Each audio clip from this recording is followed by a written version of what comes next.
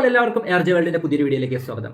കഴിഞ്ഞ ഒരു 1.5 ആഴ്ചയായിട്ട് മലയാള cinema on air ആണ് അല്ലേ? പല രീതിയിലുള്ള ആരോപണങ്ങൾ, അതേ കണക്ക് വളരെ കഴമ്പുള്ള ഒരുപാട് എന്താ പറയുക പ്രശ്നങ്ങൾ മലയാള സിനിമ മേഖലയുമായിട്ട് സംബന്ധിച്ച് കഴിഞ്ഞ ഒരാഴ്ചക്കാലം ന്യൂസുകാർക്കൊന്നും പിന്നെ വേറൊന്നും വേണ്ടായിരുന്നു. അത്തരത്തിലുള്ള പ്രശ്നങ്ങൾ മലയാള സിനിമയെ വളരെയധികം ബാധിക്കുന്ന പ്രശ്നങ്ങളാണ് കഴിഞ്ഞ 1.5 ആഴ്ചയായിട്ട് ഉണ്ടായിക്കൊണ്ടിരിക്കുന്നത്. അപ്പം ആ പ്രശ്നങ്ങളെ കുറിച്ചിട്ട് മമ്മൂട്ടിയോ മോഹൻലാലോ ഒന്നും സംസാരിക്കുന്നില്ല എന്നുള്ളതായിരുന്നു ഒരു പ്രധാന പ്രശ്നം എന്ന് പറയുന്നത്. പ്രത്യേകിച്ച് മീഡിയാസിന് മോഹൻലാൽ എന്ത് പറയുന്നു എന്നറിയാനായിട്ട് വളരെയധികം, കാരണം അമ്മയുടെ പ്രസിഡന്റ് ആയിരുന്ന വ്യക്തിയാണ് മോഹൻലാൽ. അപ്പം മോഹൻലാൽ എന്താണ് ഈ ഒരു വിഷയത്തെ കുറിച്ചിട്ട് പ്രതികരിക്കാൻ പോകുന്നത് എന്നുള്ള ഒരു ജിജ്ഞാസ മീഡിയാസിനും അതേപോലെ തന്നെ പ്രേക്ഷകർക്കും എല്ലാവർക്കും ഉണ്ടായിരുന്നു. അപ്പം ആ ഒരു കാത്തിരിപ്പിന് വിരാമമായിരിക്കുകയാണ്. മോഹൻലാൽ മീഡിയാസിനെ കണ്ടു. തിരുവനന്തപുരത്ത് KCLന്റെ ഉദ്ഘാടന ചടങ്ങിന് പങ്കെടുക്കാൻ എത്തിയതാണ് മോഹൻലാൽ. അപ്പം അദ്ദേഹം ഈ ഒരു വിഷയം ആയതിനു ശേഷം കേരളത്തിലേക്ക് ഫസ്റ്റ് ടൈമാണ് വരുന്നതെന്നാണ് തോന്നുന്നത്.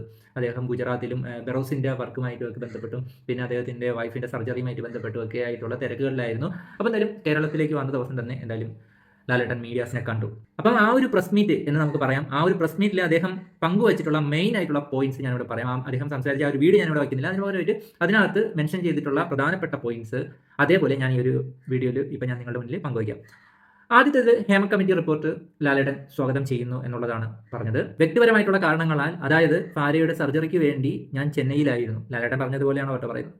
കുറ്റവാളികളെ പോലീസ് കണ്ടെത്തട്ടെ, ശുദ്ധീകരണം ഇവിടെ തുടങ്ങാം, മാറ്റങ്ങൾ മലയാള സിനിമയിൽ നിന്ന് തുടങ്ങട്ടെ, ഹേമ കമ്മിറ്റി വലിയൊരു മൂവ്മെന്റ് ആയിട്ട് മാറട്ടെ, ഉത്തരവാദിത്തപ്പെട്ടവർ അന്വേഷിക്കട്ടെ, നമുക്ക് അതിനെ സ്വാഗതം ചെയ്യാം, ഇനി ഇത്തരം അനുഭവങ്ങൾ സിനിമയിൽ ഉണ്ടാകാതിരിക്കാൻ ശ്രമിക്കും.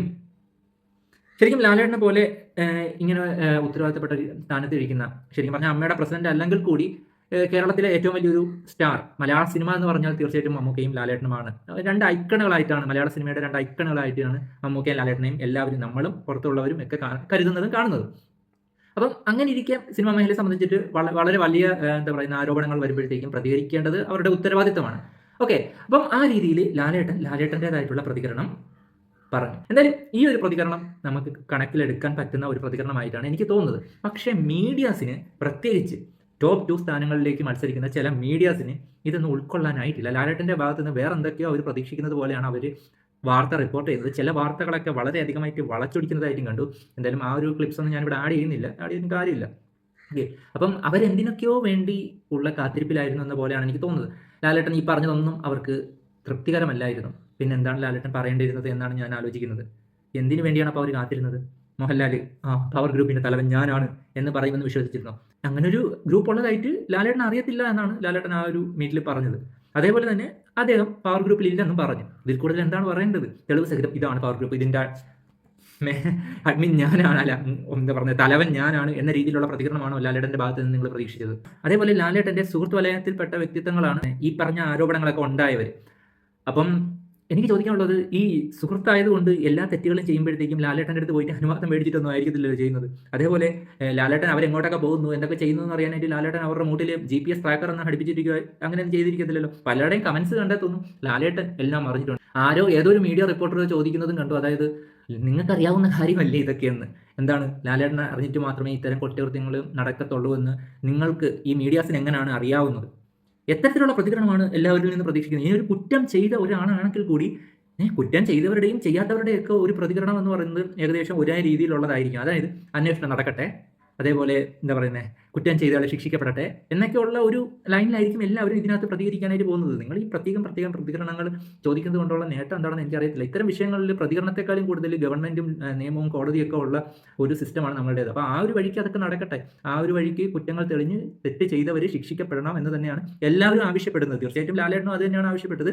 ഹേമ കമ്മിറ്റിയിലെ പേരുകൾ പുറത്ത് വരട്ടെ എന്നും കൂടി അദ്ദേഹം ഈ ഒരു മീറ്റിൽ പറയുകയുണ്ടായിരുന്നു. അതിൽ കൂടുതലൊക്കെ മോഹൻലാൽ എന്ന ഒരു താരത്തിന് എന്താണ് പറയാൻ കഴിയുക? അതായത് ഈ ഒരു വിഷയം വെച്ച് നോക്കുമ്പോഴത്തേക്കും എല്ലാ സാധാരണക്കാരും മോഹൻലാലും എല്ലാം തുല്യരാണ്. കാരണം നിയമത്തിന് മുകളിൽ ആരുമില്ല. നിയമവും കോടതിയും ഉണ്ട്, പോലീസുണ്ട്, ഗവൺമെന്റ് ഉണ്ട്.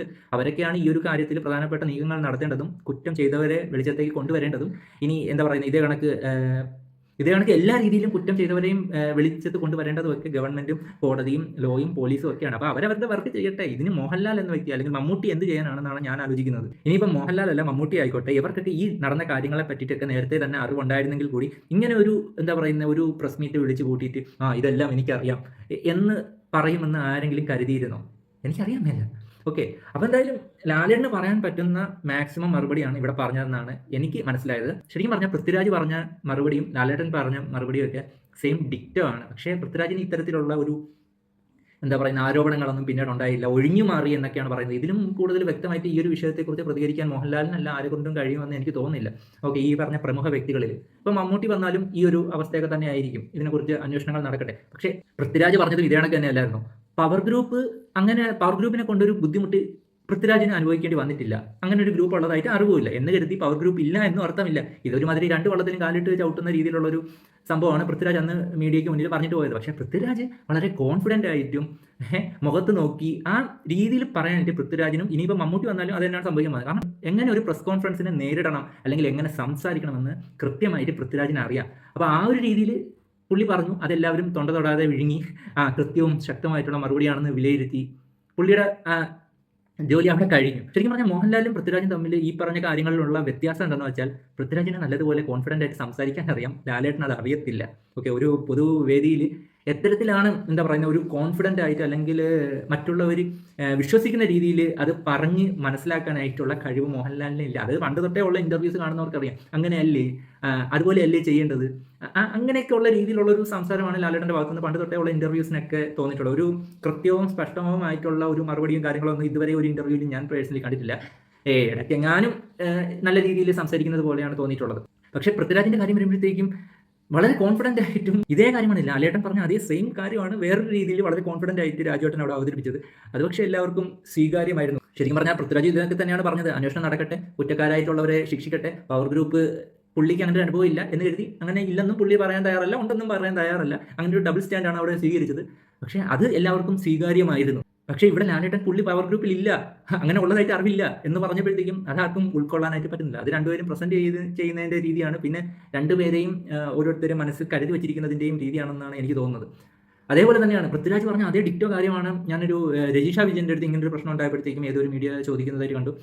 ഇങ്ങനെ ഇത്തരത്തിലുള്ള സ്ട്രഗിൾ സിനിമാ മേഖലയിൽ ലേഡീസ് അനുഭവിക്കുന്നുണ്ടോ എന്ന് ചോദ്യത്തിന് പുള്ളിക്കാരിക്ക് അങ്ങനെ ഒരു സ്ട്രഗിൾ അനുഭവിക്കുന്നില്ല. പക്ഷേ അങ്ങനെ ഒരു സ്ട്രഗിൾ അനുഭവിക്കുന്ന പലരും ഉണ്ടായിരിക്കാം. അങ്ങനെ ഉണ്ടെങ്കിൽ അതിന് വേണ്ട നടപടി എടുക്കണം എന്നുള്ള രീതിയിൽ പറയുന്നത് കണ്ടു. അപ്പം അതിന് താഴെ പലരും ചോദിക്കുന്നത് നിങ്ങൾക്കൊന്നും ഇതിന് കുഴപ്പമില്ലായിരിക്കും എന്നൊക്കെ പല രീതിയിലുള്ള കമൻറ്റ്സ് അതിൻ്റെ താഴെ കുറ്റപ്പെടുത്തിക്കൊണ്ട് രജിഷ വിജയൻ എന്ന നടിയെ കുറ്റപ്പെടുത്തിക്കൊണ്ട് കാണുകയുണ്ടായിരുന്നു. അപ്പം ശരിക്കും പറഞ്ഞാൽ പൃഥ്വിരാജ് പറഞ്ഞതും ഇവരെല്ലാം പറയുന്നതും ഒക്കെ സെയിം ആണ്. പക്ഷേ രാജുവേട്ടനെ സംബന്ധിച്ചിടത്തോളം അതെങ്ങനെ പറഞ്ഞ് ഫലിപ്പിക്കണം എന്ന് പുള്ളിക്കാരന് നല്ലതുപോലെ അറിയാം, നല്ല കൃത്യമായിട്ടും വ്യക്തമായിട്ട് അത് പറയാനറിയാം എന്നുള്ളതാണ് ഇതൊക്കെ തമ്മിലുള്ള വ്യത്യാസം. ഈ ഒരു കാര്യത്തിൽ മോഹൻലാൽ പറഞ്ഞ, ഞാൻ ലാലേട്ടൻ്റെ കൂടെ തന്നെയാണ്, ലാലേട്ടൻ പറഞ്ഞ കാര്യം വ്യക്തമായിട്ട് പറഞ്ഞു. ഓക്കെ, ഈ ഒരു കമ്മിറ്റി റിപ്പോർട്ടിന് സ്വാഗതം ചെയ്യുന്നുണ്ട്, അതേപോലെ തന്നെ കുറ്റക്കാരെ ശിക്ഷിക്കപ്പെടട്ടെ.